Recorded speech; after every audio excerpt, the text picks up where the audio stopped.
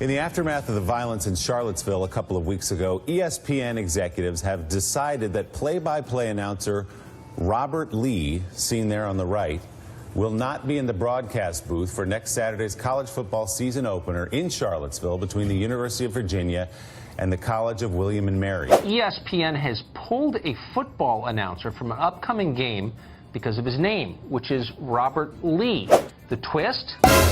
Lee is an Asian man. No! Not exactly your vision of an unreconstructed Confederate. We saw this floating around the internet right before airtime, and my instinct was this has got to be a hoax because it's too crazy. We collectively made the decision with Robert to switch games as the tragic events in Charlottesville were unfolding simply because of the coincidence of his name. In that moment, it felt right to all parties. It's a shame that this is even a topic of conversation, and we regret that who calls play-by-play for a football game has become an issue, end quote. Steve Kornacki, the irony here is it wasn't an issue for anyone until the statement went out, until that decision was made. Is there any indication of how it became an issue? That suggests that some group had complained about having an Asian man named Robert Lee call a game.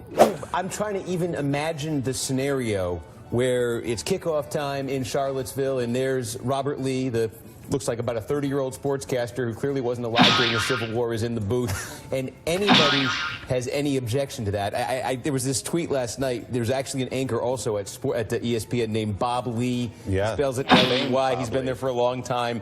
He tweeted last night when this broke. He said, "Rather worried my employee ID pass may not admit me in the AM. Life as scripted by The Onion." I think it's a sign of how ridiculous and absurd society has become that they made the decision that it was the right move to do this, as opposed to just allowing people out there to think, you know what, this guy's probably not a Robert E. Lee ancestor, given the fact that he's an Asian guy. I think that even the sort of mask-wearing Antifa anarchists are going to realize that that's not the guy in the statue, and are going to cut him some slack. Either they're not going to be watching football or they're not going to care. So I just think this is really dumb.